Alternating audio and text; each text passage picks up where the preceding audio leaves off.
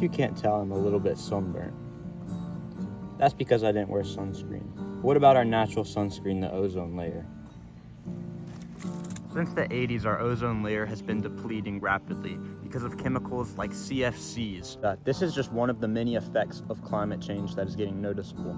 And this climate change is self-induced. We as humans, seeking after economic gain, have started to destroy the world.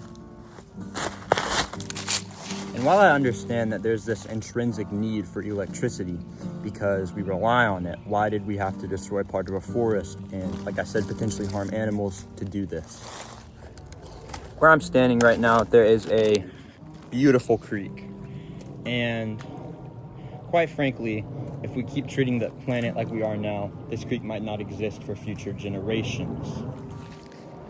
Companies pour their waste into our waters and pollute it. And in many places, this is not illegal. Thankfully, in America, we have laws regulating this. But in certain areas like China, they can kind of just do what they want. And even in the United States, we've had issues with this in the past. It's not as prevalent anymore, but it's very harmful to the animals and the ecosystem and the people who live here. It's very damaging. This is also not to mention the constant greenhouse gas emissions from factories, producing useless things that we don't really need. How many products can you go on Amazon and buy that are kind of just like these little single-use things that are so useless, and how many of them do we have? Oh, it's $3, I'll go ahead and buy that. This can solve a one-time need, or, stuff like that. Do we really need these products? I'd say no. Currently, our economic footprint is unsustainable because of these things. America in particular, and parts of Europe, about 6 times higher than the sustainable ecological footprint, and worldwide 1.7 times.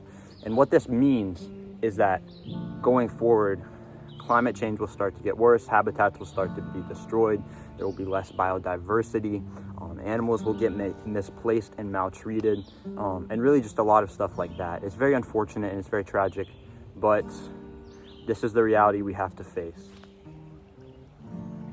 Our Earth is also getting warmer, ice caps are melting, and all around the sea level is rising because of these things. And that raises the question, what exactly can we do? What I would say the biggest thing we can do is to stop buying as much, right? Stop giving into that consumerism. These factories pump out emissions and they're harmful for the environment. And to combat that, if you still would like to buy more, buy used, right?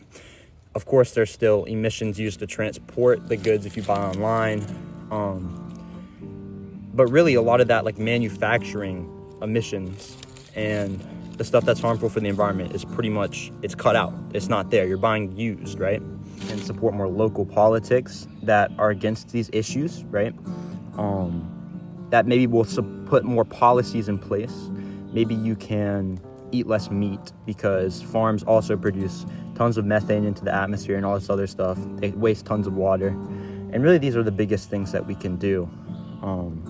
It's unfortunate the situation we're in and that the future generation might not get to know the beauty of nature, but at the very least, we can experience it right now and we can have hope for the future generation. Thank you for viewing this video. What I would suggest you viewers to do now is to really just stand up for this stuff, protest, fight back, because the Earth's health is linked to our health, and what we do is linked to the Earth's health. And if we keep pumping emissions and gases into the atmosphere, the Earth will and can suffocate. Think of someone who smokes cigarettes every day. Eventually they get lung cancer, and that's kind of what we're doing to our planet. So I appreciate you very much. Thank you for taking the time to view this video. See you.